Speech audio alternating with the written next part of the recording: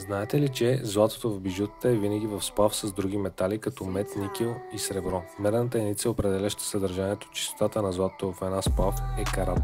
Един карат е една 24-та тегловна част съдържание на чист метал.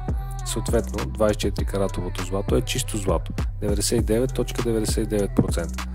В една 14 каратова сплав има 58.3% злато, а в една 18 каратова сплав има 75% злато.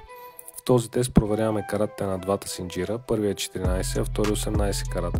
При пробата с киселината за 18 карата ще видите как на тритите ивици от първия ланец избледняват. Това показва, че сплавта е с по-нисък карат.